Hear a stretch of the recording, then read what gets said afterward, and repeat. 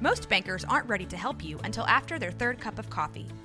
But with Central National Bank's after-hours service, you don't have to wait for the bank lobby to open to get help. You can contact us from 6 to 8:30 in the morning or from 5 to 10 in the evening, and we'll connect you to a real, live, local person who can answer questions and fix problems 7 days a week. Bank different. Bank Central. Central National Bank. Member FDIC. Today's episode is brought to you by Cars.com.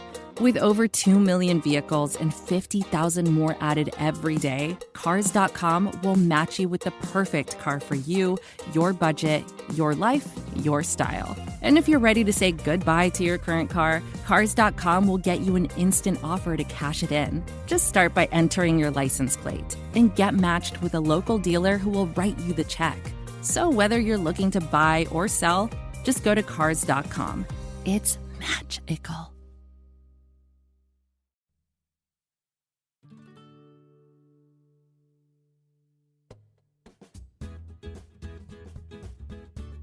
Welcome to Women's Hoops and Talks, the What podcast, where we are elevating the voice of women in basketball.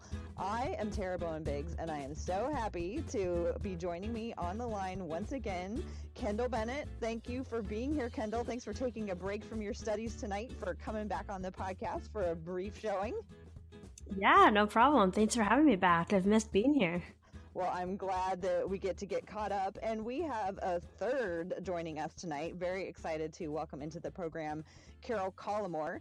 Karol wears many hats in the Portland community. She's a social and community activist and one of the hosts of the XRAY-FM in the morning show on XRAY Radio. Karol, welcome. Thank you for having me. I'm so excited. So Karol, can you tell us a little bit about kind of your connection with basketball and how you got into sports in general? Sure. Well, first of all, I have two parents. Well, only half of whom are with us anymore, but they super love sports. My dad was baseball and basketball and soccer. Well, he's from Panama, so football, American football. And basketball. And my mom was super into baseball and tennis and basketball. So I don't think there was ever a question that I was going to like sports, because that's pretty much one of my primary memories of like what was on TV at that time. And I wasn't allowed to watch TV, but I was allowed to watch sports. So if that tells you anything, we're sporty. Priorities.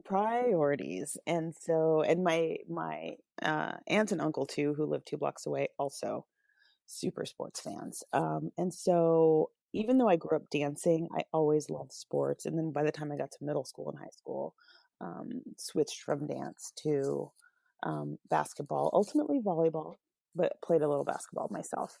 But I grew up watching the Bulls in the sweet, sweet 90s. So we all know how great that was. Ouch. And then I moved to That hurts. Does it hurt? I know it hurts. I know I grew up in Albuquerque. What basketball was I getting? How did you end up following the Bulls from Albuquerque? WGN, the old TV station, which still exists, by the way. And so I watched, Cubs baseball, White Sox baseball, and the Bulls.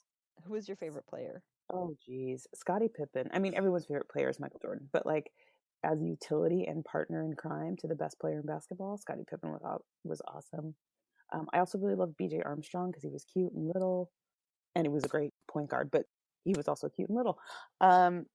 And yeah, so when I moved to Portland 15 years ago, you kind of adopt the team that you go to. And I really connected to the Blazers and have loved the Blazers ever since, but always a little Bulls soft spot, but yeah, Blazer girl for sure now.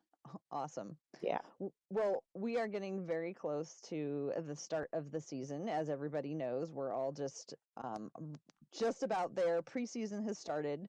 There's a few news items that we can discuss, and the one that is still on my mind, and I can't believe is still going on, is that Jimmy Butler is technically on the Timberwolves, but he's asked for a trade and has still not been traded after, I think, almost 3 weeks now. He has been waiting to be traded to another team. So What do y'all think about this Jimmy Butler situation? Kendyl, I haven't talked to you for a while. What are your thoughts on what's going on with Jimmy Butler?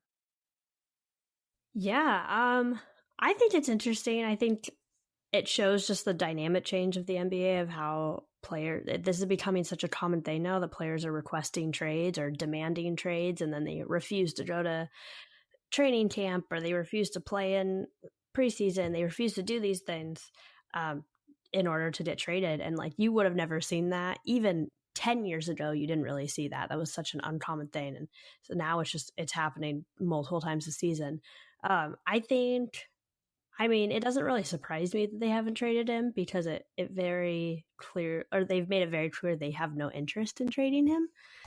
So it doesn't surprise me that they're asking for crazy trade. Like, in order to trade him, they're asking for crazy things from other teams. Like when Philly went, player, then we'll talk. yeah. Like when Philly tried to do it, they wanted Ben Simmons and like things like that, where it's like, you're not going to get a player like that. And considering what they got Jimmy Butler for, which they really didn't have to give up a whole lot to get him, so it's kind of ridiculous that they're asking for so much when they know like either he's going to walk away in a year or he's not going to play this season and you're going to lose him and not get anything in return, or like you got to get something. So I definitely think they will trade him, but I could see them waiting. I don't think it's going to happen in the next couple days. I could definitely see this lasting a lot longer, which is annoying, but it's probably going to work out that way. What about you, Karol? What are your thoughts? Well, I'm just curious how it feels for. Well, so first of all, there's this idea that players are human commodity, which is always a problem for me. But also, like, how much of his voice shows up in the conversation, or is it just two teams battling it out, or several teams battling against one to get him where he wants to be? That's the part I don't quite understand. Yeah, I mean, and what some of the things that I've heard talked about in the media is that he actually, stated his desire to go play for a different team much earlier in the summer, but his team didn't act on that. And so, like, and now he's not, I don't think he's said much about anything. I think he's just staying quiet while everybody else tries to figure out what's going on. But I think it's interesting that the kind of the dynamic between, like, they came up with this idea of having these, contracts with the idea that they would keep players happy in their current situation, but that doesn't feel like it's playing out. It feels like sometimes they can still get to be not happy in their situation and want to be moved somewhere else. Right. I mean, is that kind of what you're talking about Yeah. then? Like, as combined. Yeah, when you lock somebody in like that and they can't go anywhere, and so it becomes this sort of, first of all, no player looks good in the situation, and then people in charge sort of look like they're just sort of grabbing, like, like Kendyl said, like, I can't have this unless I get your star player, and you can't have him, and it's like, well, if he's clearly stated what he wanted months ago, why hasn't this been figured out yet? The thing that surprises me is that I feel like their coach / general manager Thibodeau, like, nobody's talking about him, or they haven't been. I haven't been hearing anybody talk about how he has mismanaged this situation. That feels like that's where some of this mismanagement has come from. That's fair. Yeah. I mean, he's the whole thing with him saying like, oh, he's not. Like, we're not going to trade him. They weren't taking calls, and then the owner of the team was like, no, like, if you, like, he is, like, we are willing to trade him, all this. So clearly, like, they're not on the same page about it. And I think the problem with, if clearly this was something that they've been dealing with for months, every time this gets out to the public that this player is unhappy, their value instantly goes down, like their trade value. So I don't know why, when this happens, why these teams don't push earlier to start trying to trade them before it gets out that, like, hey, he's unhappy, because then they can potentially get more for him. But every single time we always see this, that it's all this time goes by, and then all of a sudden we hear over a week before training camp starts is, oh, he's unhappy and he wants to be traded. But they've known for months now and he wanted this. And so then Yeah, exactly. And then his trade value just goes down, and then other teams don't necessarily want to give up a lot for him because they're like, well, he's unhappy, and then like we're getting a player that's unhappy and coming from a situation, and they don't necessarily want to deal with that. Or then they look at the player and rather than the situation, they look at the player and go, oh, well, like he's problematic or whatever it may be. So it's just, I feel like there's so many ways to avoid situations like this that they just don't. It's like these teams don't want to swallow their pride and admit that, like, oh, this star player doesn't want to play for us. They want to just like hold it out and hope that they'll change their mind, but it ends up just hurting them more, and then it just makes it messier, and it makes both parties just look bad. Yeah, I mean, it's it's a sticky situation, and it was interesting to also compare to the other, earlier this summer with Kawhi wanting to leave San Antonio and him getting traded to Toronto. And one of the things that I kept thinking about as the whole dialogue, this whole conversation brings up like all the dialogue that we have about players. And I heard a lot of people, like for Kawhi, with regard to his situation, saying, well, Kawhi just needs to step up and say something. Like he owes it to us to like tell us what's going on, and like we don't know what the story is, and we have to get over. And I always think Kawhi doesn't owe us anything. It's like between Kawhi and the teams, and if he's just not a guy who wants to talk, if he just like that's between him and his team. And if his team is like, look, you don't have to talk, but we want you to come and play basketball, then that's between them. I don't think we are, as fans, are necessarily owed any kind of a statement. I think we're used to getting statements and we feel like we're entitled to hear from these star players, but I don't technically think that like they owe us anything. What do you guys have any thoughts on that? Same. And Kawhi Leonard has I don't know why anyone would be surprised he wouldn't say anything. He hasn't said anything so far in his entire career. He's so quiet. He just wants to play basketball. Yeah, he is. And the whole like making fun of his laugh and everything, like I get that it was like kind of strange, but like just everybody leave it alone. You know? It's like we Yeah. we Whose all laugh giggle whose weird. laugh is normal? And I just was thinking about like when I first saw the interview, because I think I was watching that one live, and they asked him about himself, and it was like an awkward, let's like tell us about yourself, and like he's just not a guy who talks very much, and he started off by saying that he was a fun guy, and everybody instantly thought that was like totally hilarious, and then they made fun of his laugh. But I was thinking like I know plenty of people who are fun people, but like put a microphone in front of them and they would just like absolutely freeze. That's just No. not their thing. And honestly, that's most people. Can we be honest? That is most people. Like we all watch those weird used to be Jay Leno interviews on the street with me asking people hard questions. They don't know the answer. Most people Yeah. don't know the answer. Yeah. Obviously, we don't have a problem talking. No. We're fine here. Give us a microphone. Exactly. Exactly. Well, have either of you caught any of the preseason games that have been televised? Yeah, I've watched a couple. I don't pay a ton of attention to preseason just because I tend to forget sometimes that it's preseason. I start getting really into the game, and then I get frustrated either that certain players act like they're not trying or whatever it is. So I have to kind of remove myself from that to not get frustrated. Remember, it is just preseason. It doesn't matter. But yeah, I watched the Blazers game the other night. So it was Saturday night. And then I did watch the Lakers game on Sunday. But other than that, I've really just seen clips on YouTube or caught a couple minutes here and there of games. But those are the only two full games that I watched. Yeah, I haven't watched any games, and it's honestly not because I don't want to sit down and watch basketball, but the person I love loves baseball, so I'm sort of hooked on October baseball myth right now. Understandable. But I agree with Kendyl though. Like it is kind of anticlimactic to watch a preseason game, especially if your team, the Blazers, does an amazing job, and you're like, wait, doesn't count.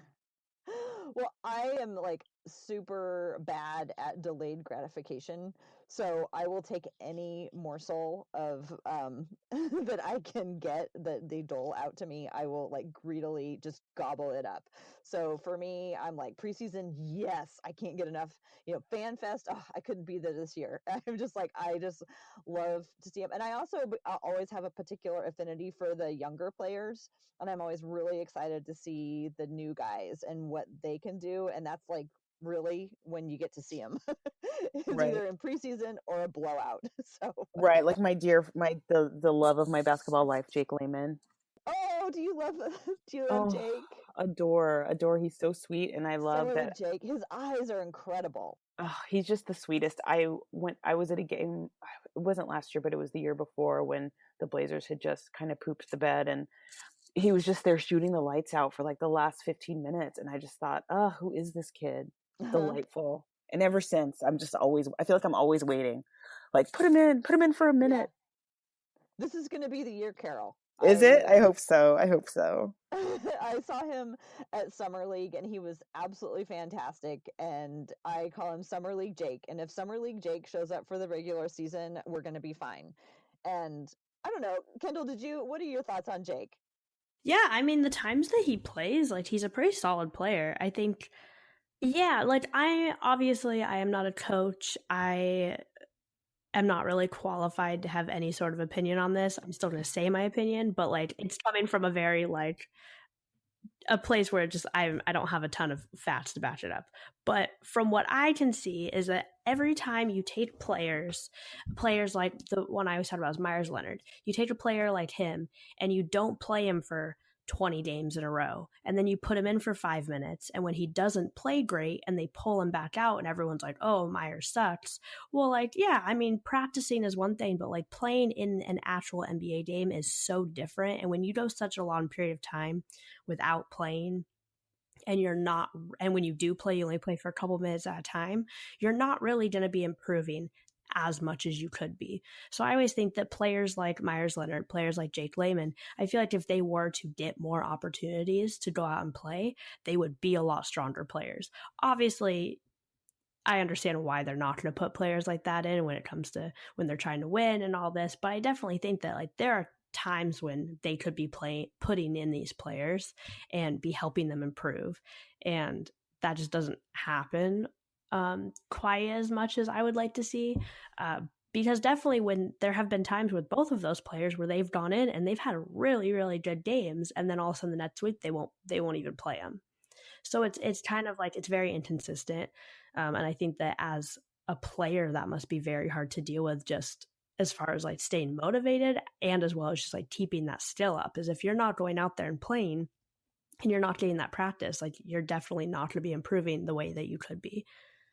So that was a broad question or broad answer, but that's kind of my opinion on Jake Layman. Is I think he has a lot of potential, but I think that they don't use him enough as much as they could be. I love about the beginning of the year is just all of the potential, and it's just all potential, and it's opportunities are there. And I think this year with some of the Portland didn't have a huge roster turnover, but there were some key changes. One of them is that they lost, Ed Davis. And so there's going to be room for more big guys to fill in different ways that there weren't before.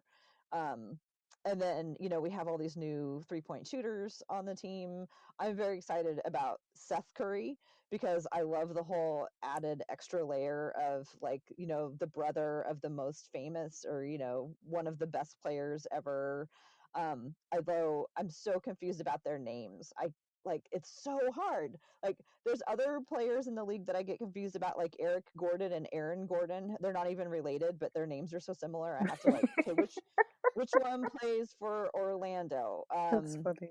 I think Aaron. I actually did I had to make a chart one day because I was getting them so confused. And I was like, okay, Aaron Gordon is the younger one. He plays on Orlando. Eric Gordon plays on a Texas team. I was just like, so wait, I'm very confused by the Seth and Steph. And I have to think extra hard every time I say one of their names to make sure I'm talking about the right one. But yeah, anyway, Seth is somebody I'm looking forward to seeing how the Blazers react to him or how they work him in. But the big question so far, for all of the NBA, is what do you think of LeBron in yellow and purple? Oh, LeBron in yellow and purple. Are we ready for this? Can we handle this? I mean, if that's where he wanted to end up, good on him. I'm so conflicted because I love LeBron, and he Same. in in my opinion, can like basically do no wrong. I absolutely love how he has so much control and agency of creating his world and his life, and how like that has snowballed into, you know, other players like taking control of their, you know, who they are and their brand and everything, and it's amazing. But did he have to choose the Lakers? I totally agree. Exactly what you said, Tara. I would say verbatim. Exactly. He's the man human creation corporation that he is so admirable and inspiring. I just wonder why he wanted. What I want to know, I want to understand more is like, why would you want to try to rebuild the Lakers? See, I have a theory about this that I've been saying for a couple years, and I think LeBron's ultimate goal, and I have absolutely nothing to base this on except for probably listening to way too many podcasts every week. But I think that he wants to ultimately be an owner. I think that's the ultimate goal, is to like own a team. And he wanted to choose a team that he will end his career with, where he will learn how to own and manage a team. And like, what better place to do that than like with the Bus family? I mean, Right. No, that's smart. I didn't even think about that. and with Magic, you know, and he's got so many smart people down there in that organization. Whether or not they do everything perfectly, I don't think that's the big deal. I think more important is to learn how to be a ownership dynasty, because I think Right. that's what he wants to do. Land in a mentor space. That makes total sense. I just don't know why he couldn't have done it in Portland, right? Well, would Paul Allen have let him do that? I don't know. I don't know. I don't know either. I don't know either.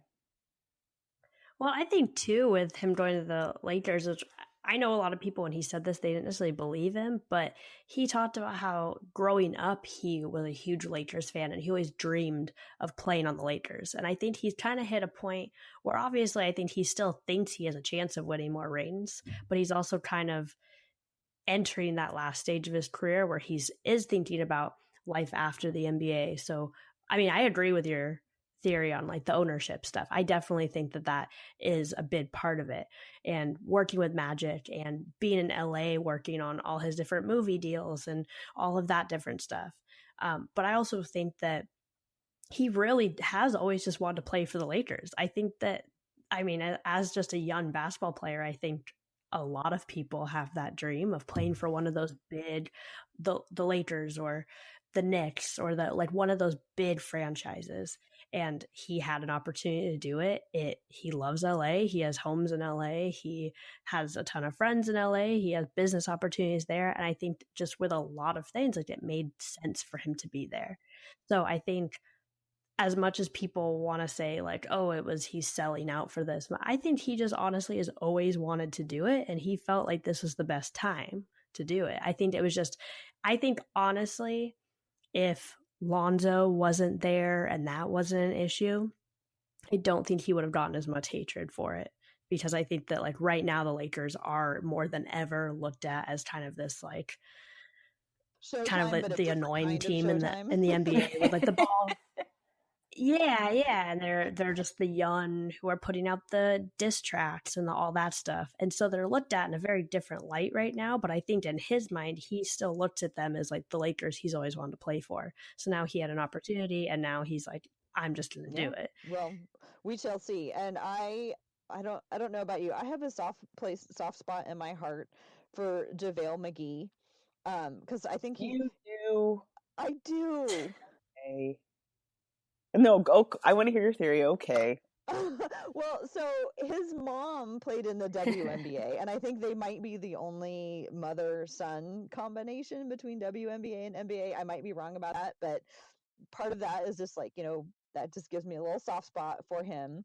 And I don't think I mean, he's an NBA player. Nobody who makes it into the NBA player is a bad basketball player. And when everybody just gets all caught up and making fun of him and all that stuff, all I can think of him is him dunking on the Blazers, right? So like maybe he's not the most skilled, but when he's used in the right situation, I I don't know. I think people are really pretty harsh on him, and I just have a soft spot for guys who get in that situation, I guess. What are your thoughts on him, Karol? I think it's amazing because I hear all of your wonderful motherness come through in that. I can't turn it off. I really can't. You can't, and I love it, and that's the best thing about you. And for your kiddo. I just want everybody to succeed. I don't agree. I think, yes, it's cool. His mom played in the WNBA. Yes, please. That's amazing. And yes, I totally agree. He's talented. But the last times I've seen him play, he's been playing for the Warriors, and I have no space or tolerance for them. So, and that's as simple as my reason, guess. But he got his ring, and then he got out. Like, he got a ring. I think that's so great. And Nick Young got a ring. Oh my goodness. I just love that so much, because when everyone's like pulling out the ring argument, like, you know, when all the big debates are going on, like at the bar, and people are yelling about who should be in the Hall of Fame, and well, he's never going to be in the Hall of Fame because he doesn't have a ring. I'm just going to be sitting there going, Nick Young has a ring. JaVale McGee has a ring. Right? Yeah, I think the ring argument is ridiculous.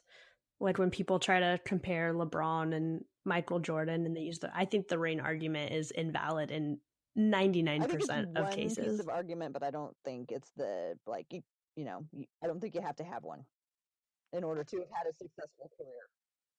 No, you don't have to have one, and I think it's more valuable to go to the finals multiple times rather than, oh, you've only gone twice but you won both times, versus you've gone 10 times but you only won 3 of them. Or like, I don't think the amount of rings matters as much as a lot of people try to make it seem like it does. Well, exactly, because it's so much of a team thing, and you can't have one good player and have 9 terrible ones and then be like, deserve to be in the Hall of Fame. And it's like, well, it's not always how that works.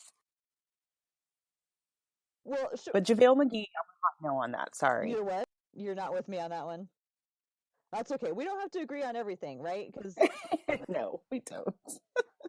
But the other part I was thinking about too is like, you know, this other creation of a super team in the West. It also gives me concern about just the enjoyment of basketball, because again, my argument against JaVale is not talent, it is annoyance at Golden State.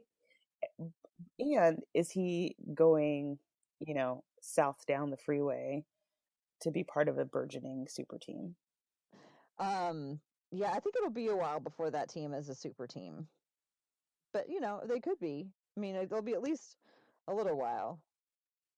I mean, I think it just is a matter of who they get next year. Next summer. I mean, that, I think they even said, like, I think when Magic came out and said, we're no longer focusing on free agents this summer, we're going like to next summer, we're focusing on that now, everyone going, oh, that means LeBron's not going to Lakers. And I think honestly what it meant was he knew at that point, I already have LeBron, so now let's start focusing on who we're going to add to LeBron. And like, it's just now it's like, this is LeBron's year to get those younger players up to a certain level to really help them, and then bring in a couple more all-stars, and then there you go, you're ready. Let's grab 18 more rings. Well, hopefully this time next year the universe will right itself and we can all go back to feeling the way we're supposed to about the Lakers, and the honeymoon as LeBron as a Laker will be over, and we can go back to you know, as good Western Conference team supporters, we can all go back to wanting the Lakers to be defeated as much as we possibly can. And maybe you guys are already there. There's just like this little part of me that like hasn't fully embraced the Laker hatred yet. Well, to reflect your motherliness, I don't want anyone to lose. I just want the Blazers to win. Yes. How about I like that. I like that. Yeah. Yeah, I mean, we've talked about this before, where I've said how big of a LeBron fan I am. So now it's kind of a weird middle ground of like, which feeling is more powerful? Is it how much I like LeBron or how much I hate the Lakers? And it's kind of like figuring out that, and which feeling is stronger, which one I'm gonna go with. Also, then like being in LA, like I'm not in LA right now, but like I'm moving back to LA very soon, and I'm going to be there in the height of all of the LA LeBron stuff, and so that's gonna be a weird thing to be like, oh no, like I love him, but like I can't support this. So it's kind of it's a weird place that I'm in, and I'm very unsure how I feel about all of it. So I can't wait to see some of the stuff that that he turns out in Holland. Some of the more new stuff. Yeah. Well, and it sounds like he's doing Space a lot Jam of really, 2. social justice focused type things as well. And I love the fact that he's created his own platform, and then he's invited everybody to step onto it with him and share their own voices. No, it's pretty incredible. Yeah. I mean, as much as I love and respect all of the stuff he's doing, like all the very positive things and like obviously he does like all the charity stuff, and like he does a lot of really great things. He's gonna be doing a lot of like movies and documentary stuff that he's doing like to help expose kind of social justice issues. As great as all of that is, I would be lying if I said I'm not most excited about Space Jam 2.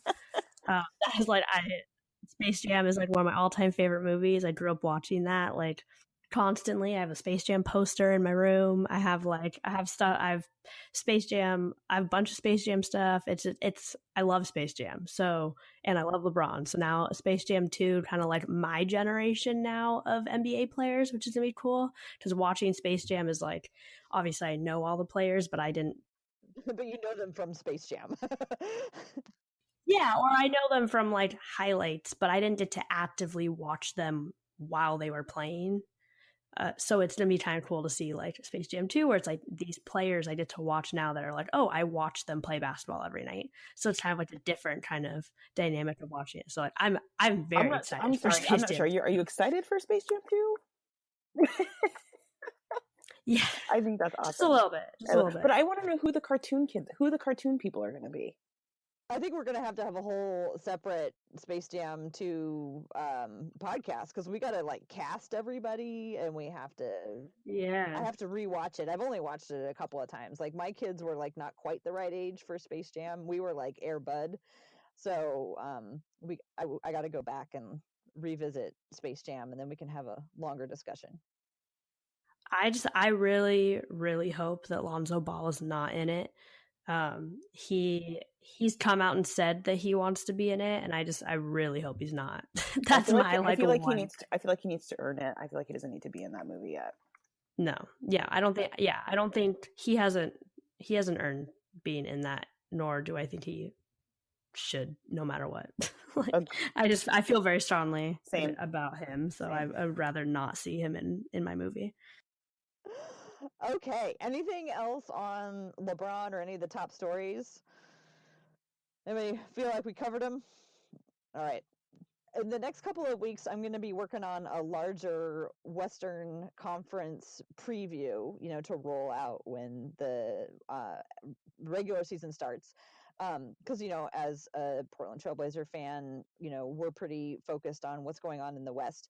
But I did want to touch on some of the teams in the East that seem like they are going to be most interesting this upcoming season. So I had a couple I was going to talk about, and I think, Kendyl, you had a couple. And Karol, do you have any you want to bring up, or do you want to just ask us questions? I don't have any ones to bring up, because I'm really honestly concerned about super teams building in the West, that there's not going to be anything interesting to watch in the East, but I'm probably wrong. So I'm happy to listen and ask questions. Well, Kendyl, do you want to start? Yeah. So my two teams that I picked were the Celtics and the Raptors. So I think what's interesting about both of these teams is obviously they were at the top of the East, and now this year they're gonna have an even easier time getting to the top of the East. So I don't think it's gonna be. What's interesting to me is not necessarily how their season's gonna turn out success-wise, because it's pretty obvious both of these teams are still gonna be pretty successful. But what's interesting to me is more to see what their gameplay is gonna look like, because obviously with the Celtics, they have their two best players now coming back full time, and we did see a lot of Kyrie last year, but we didn't see any of Gordon Hayward. So I think that's going to be interesting, kind of seeing that dynamic of this team that did so well without these players, and now let's add them back and kind of just see what that dynamic looks like. I'm also really interested to see how Jason Tatum fits into that, because I think it's going to be really hard to have Jaylen Brown, Jason Tatum, and Gordon Hayward all playing when all three of them deserve to be starting. And it's going to be really hard to kind of have all three of them out there at the same time, and kind of how that changes their gameplay. So I think that's going to be a really interesting dynamic. I also, looking more in the future, I am one of those people that strongly believes that within a year or two, Jason Tatum's going to be better than Gordon Hayward. So that's going to be kind of interesting to see that and see if that actually happens. And then if it does, and they're both still on the team, how that works out, because I don't see Gordon Hayward moving to the bench anytime soon. So that's going to definitely be an interesting change. And as far as the Raptors go, I mean, I've talked on this podcast multiple times about how DeMar DeRozan's my favorite player. So that was obviously an interesting kind of mix up when that happened, when that trade happened. But I'm interested more to see, while obviously having Kawhi in there is definitely going to be an interesting change, I'm more interested to see kind of how the coaching change is going to affect the team, because obviously Nick Nurse, who is now the new coach, he was the assistant last year, and he's the coach who was really credited primarily to their gameplay change that happened last summer and kind of going into last season, where they were moving the ball around a lot more. They improved their 3-point shooting a lot. They involved a lot more players. It wasn't as much led by DeMar DeRozan and Kyle Lowry. It was a lot more inclusive with the whole team, and their ball movement just was significantly better. And he was kind of the one that was credited for a lot of that. So I'm interested to see, now that he's in charge, seeing how much more that's going to happen, and then adding Kawhi into that. I think it's just going to be a lot of interesting changes that are going to happen there. And I think ultimately, I think it is going to make them a lot better. But I think that it's interesting. I'll be interested to see kind of how much better and how much that team is going to change. And I'm also really curious to see how Kyle Lowry handles that change, because obviously he was not happy with the trade. And then just kind of seeing how his actual playing is going to be affected in that. Okay, Karol, do you have any questions? I do not. I feel terrible that I cannot participate. I didn't do a very good job at leaving that open for discussion. I kind of just did my spiel. Left it. I think it's funny that the two teams that you chose to do really reflect, from what I know of you, like how much you like excellence. I think the two teams that I select are going to really reflect how much I like chaos. And why we complement each other. But so I looked up the over unders, like the Vegas over unders on those teams, and for Boston it's 59 wins. So that's where Vegas has set the line. And then Toronto, it's 55.5. But right behind them is Philadelphia. So do you think that Philadelphia is going to be a threat to either of those teams, or are you pretty sure that Boston and Toronto are just head and shoulders above everybody else?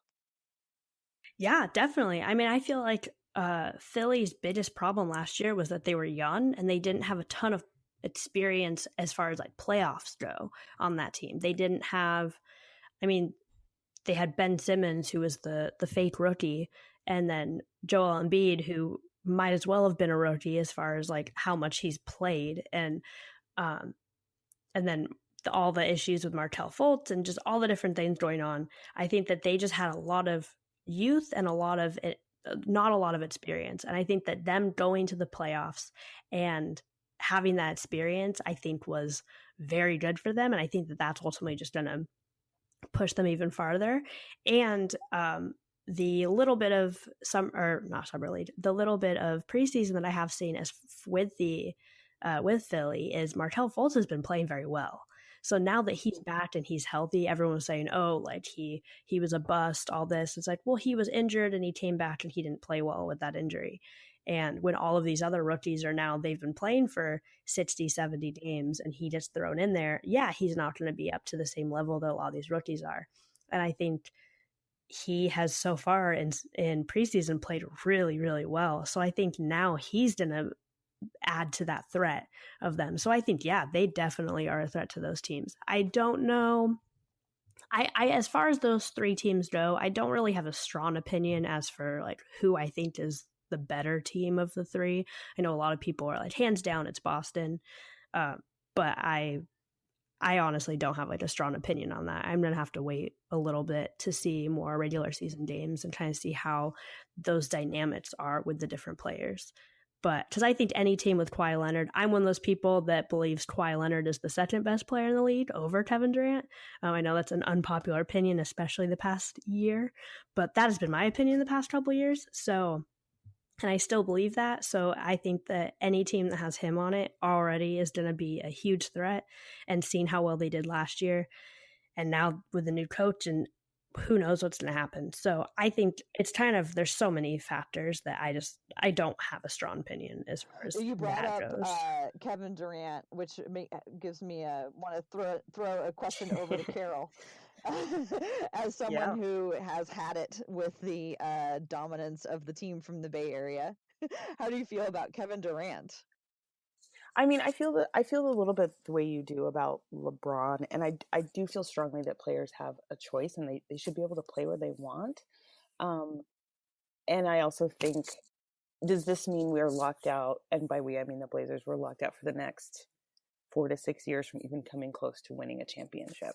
And is that fair to the rest of the NBA? I mean, granted, the Lakers and Golden State will cancel each other out at some point. But are we creating and purposely creating super teams, not built super teams like the Bulls where you had a star and then you nurture all the players around him, but like just a true super team where everybody's a powerhouse and everyone can wipe the floor, and it's no longer fun. I mean, I remember sitting at the playoff game between the Blazers and Golden State and just watching them drop, game after game after game. And it's like, not mind the self-esteem of players who have to go through that, but the entertainment value for the fans. It's like when you want to leave in the third quarter because the lead is like 40 points, what good is that for the whole of the NBA? Well, if the team from the Bay Area is anything like they've been in the past, they'll just sleepwalk through the regular season anyway. So we can at least enjoy those games. Yeah. Fair. Well, Fair. So the two teams diametrically opposed to Kendyl's choices. So one team that I am super interested, at least when they start out, I'm sure I will lose interest very quickly. But I am fascinated by the Wizards because I kind of think that the Wizards are the bizarro world of Portland. Because I think, that saying, there but for the grace of God go you and I, or like there but for fortune go you or I feel like that's kind of the situation with the Wizards, because in Portland I think the teams are pretty similarly constructed, but we have Damian Lillard and CJ McCollum who get along so well and have such a tight and good working relationship, and things have not worked out the same way for John Wall and Bradley Beal. And so I'm kind of just like fascinated by that whole dynamic and how much they've struggled to put the team on their backs. And then you add in Dwight Howard on top of all of that. And I'm one of those people that just every year I think, maybe this will be the fit for Dwight Howard. Maybe he'll go back to being the player that he was. And so, maybe this year. I don't know, but is he? I hate to say this about another person, but is he past his prime to be the player he once was or could have been? I think it's more like, is he willing to learn how to do the other things? Because like I think a lot of players have been able to extend their career because they've been able to figure out other things that they could do later on. Like, Marc Gasol added a 3-point shot. I don't know that what Dwight Howard might do, because so much of his career has been, predicated on his incredible athleticism and his power. But you never know.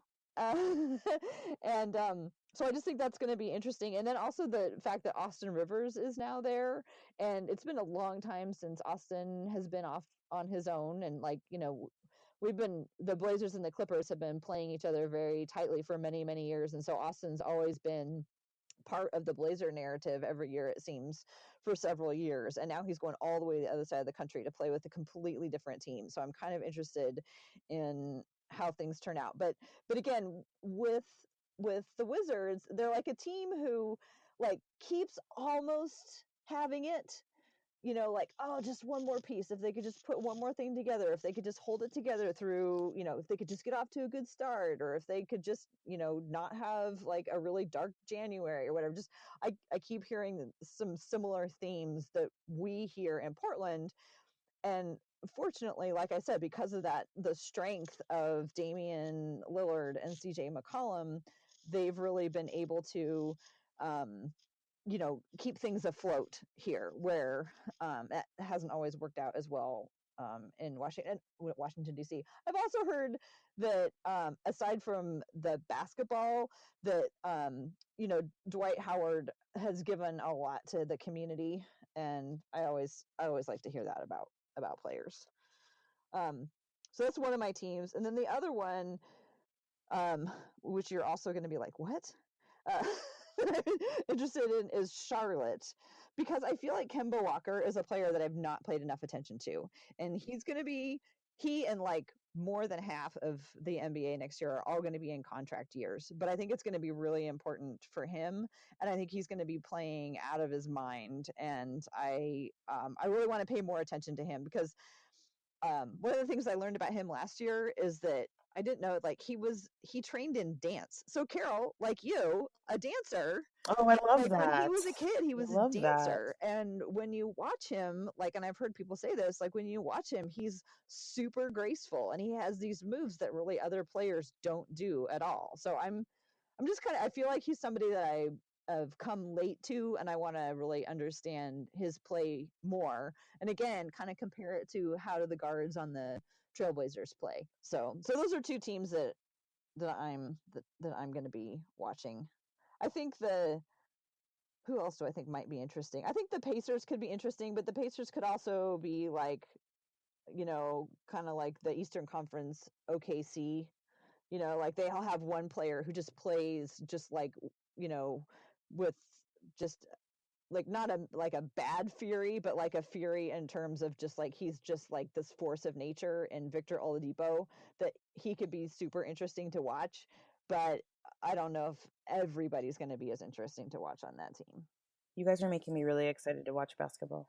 Yeah. Now that I've had a summer of, 19 years of baseball, I'm super ready for some basketball. Baseball goes on a really long time, doesn't it? It's so long. What's your favorite thing that, since you've just become like more recently a baseball fan, like what's something that you were kind of surprised at or found yourself really enjoying? Here's honestly the thing I really enjoy is sort of revisiting baseball as an adult, because I really just watched it with my mom. Is I like to like randomly announce what's happening. Like I know what's happening, but I really don't. And I also like to give the players names that aren't their names. So it's not at all sporty, real girly about this, but it makes it more fun because that game is 4 hours long. Well, good luck. Well, we need to wrap it up, but I do have one final question for you, Karol, and it kind of goes back to what we were talking about, like at the beginning, like when I was talking about how you're like super active in the community. You do a lot of social activism and community activism. You're on a lot of boards here, local to the town, and you're also a huge sports fan. So can you talk about any ways that how you see sports being important in community activism and community involvement? Sure. So, I work for a small sportswear company in Beaverton, so all views are my own. Small? It's a small startup. It's a startup. Sport is so important to how kids learn how to play as a team, how physical activity really is connected to brain activity, and getting kids ready to learn, and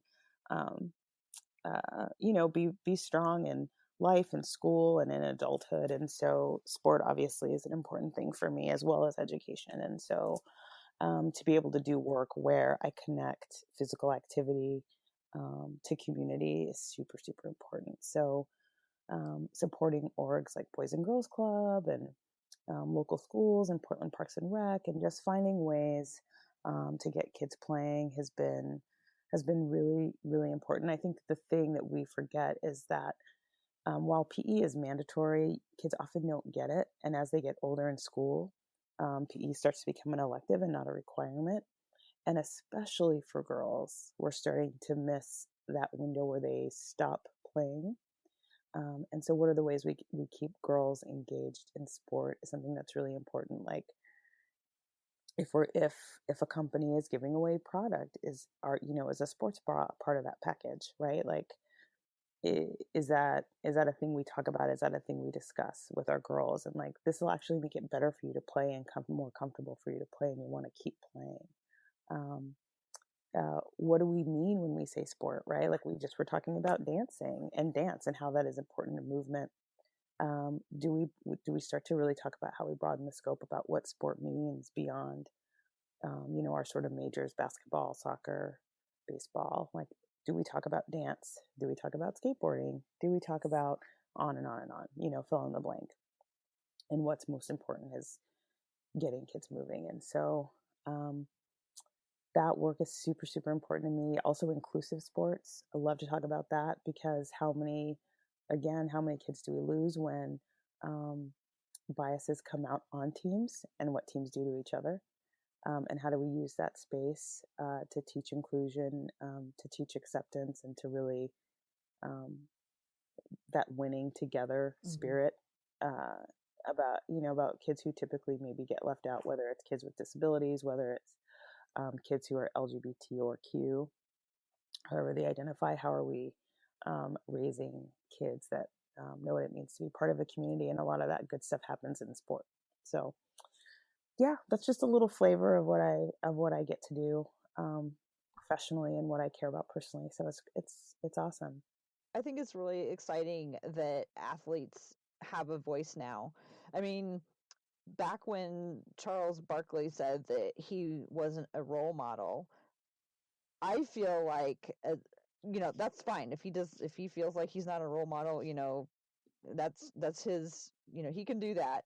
But I think it turned a switch on a lot of people to realize how much of an impact they could have from their position as athletes. And I think it's exciting to see, like, with my NBA sort of bias, players uniting together and coming in and talking about mental health issues and talking about things that people deal with all the time, but they maybe don't want to talk about, and then the athletes come out and bring it up. I mean, even something simple. Well, it seems simple. It's not really simple, but right now there's a big push for getting people to register to vote and to remember to vote. I mean, that's like super powerful, and I think really exciting that some of the major sports industries are behind that. Right. Well, and I think it's really interesting too. Like, we were kids when Charles Barkley was saying all those things, but we also used to force athletes to be in a box, right? Like you were either the bad boy, or I do everything really well, or it's all these sort of, you're, who's the kid, Grant Hill. Like you could either be Grant Hill or you could be Charles Barkley, right? And there's no space in between. And now we are really in a space, I think, collectively of accepting people who they are. Like, okay, yeah, you're really aggressive on the court, but off the court, you're a humanitarian and you're a this and you're a that. And those things can exist in one person. And the way you express as an athlete, just because it's loud or aggressive or whatever it is not your defining characteristic. It's just the spirit of like being in competition. And I think that's a distinction that wasn't really made in the 80s and 90s and is now being allowed to be made more and more. For example, Richard Sherman on the Seahawks is it was infamously derided for being like aggressive, angry, yelling at reporters. And it's like, no, he's just celebrating because he's really good at what he does, and also can have a degree from USC and right. So I wonder what Charles Barkley would be like now, being as a good a player, for the Suns, as amazing, as fun, as funny, because who doesn't watch TNT to see what Charles Barkley has to say, and still be a really good leader in his community space, right? Because we see him now as elder statesman. He's not that old, but elder statesman, talking about it, how it, like you said, how important it is to vote, what he wants his home state of Tennessee to be reflected as, through elected officials, like all of that great stuff, So I think we've just upgraded generationally of how we're allowed to think about, not allowed, but how we allow ourselves to think about people. Yeah. I always think of sports as kind of a microcosm of society, and why I think it's always important that to go back to what we were talking about at the beginning of like talking about these athletes as more than like their stat line and more than just who they are on the court. And sometimes I talk to people and they're like, oh yeah, I never thought of so and so, like, you know, it, I really related to him when he said that thing about mental health. Really made me think about who he was as a person, and I'm always like, how did you not always think about somebody as a person? I mean, Right. but I think we get caught up sometimes in the wins and the losses and the minutia of the contract arrangements and all of this stuff. And I think athletes have started to show like, no, you can't, like you said, you can't put me in a box. I'm more than all of these things.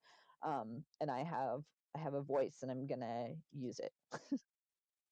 Yes, which is so great. It's because what if people only thought we were government workers forever and drones and only did things bureaucracy wanted us to do, right? You don't get to be fully fleshed, Tara, amazing basketball analyst, and it's great for us to like remember everybody's humanity, which is something sport does. We remember that we're people.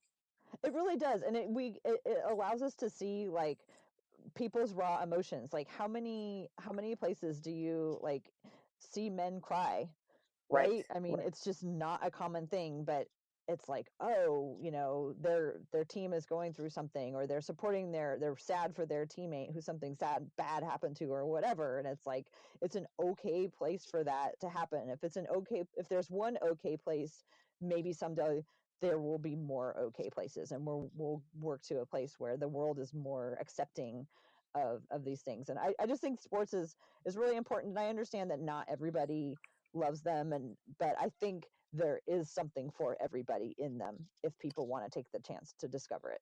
I agree. I could not have said it better. I could not have said it better because, all those things you learn in sport can translate to so many spaces. Like having played volleyball for years, like I'm clearly not a professional volleyball player, but working in teams, letting somebody else take the lead, you taking the lead sometimes. Wanting to be your best for somebody else. Exactly. All those things, wanting to wear matching outfits on the court, like all those things were super fun and fundamental for me. And so whether it was dance or volleyball or anything, or just being physically active, like how many women do we know that are not, and I'm focusing on women because it's about getting girls to keep playing past a certain age. And it's like losing that idea of like fitness every day, moving every day really does help you. Getting up from your desk really helps. Getting a workout in if that's what you like. Figuring out what it is you like to be physically active. It's good for your heart. It's good for your mind. And it's not about being like hot supermodel. It's about, living a good, healthy life where you can maybe still touch your toes when you're 80. Yeah.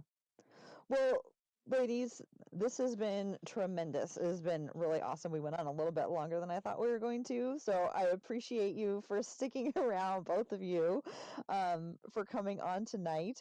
How about if either of you have like social media you want to share, or where places that people can find your thoughts and opinions on things, if you'd like to share those? Kendyl, why don't you go ahead? Yeah. So the main thing is just my Twitter, which is Kendyl Bennett 16. And yeah, now that basketball's starting up, I'll be much more active on there. And Karol, where can people find you? I am at Karol, Karol Cooks on Twitter. And I talk about all things. And how about your radio show?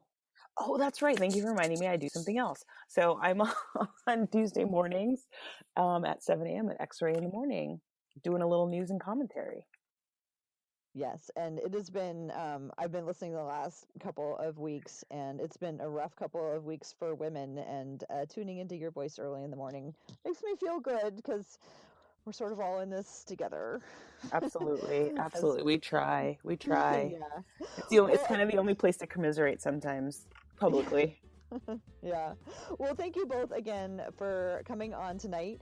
This is the Women's Hoops and Talks podcast. You can find me on Twitter at TCBBigs. You can follow the podcast at Hoops and Talks.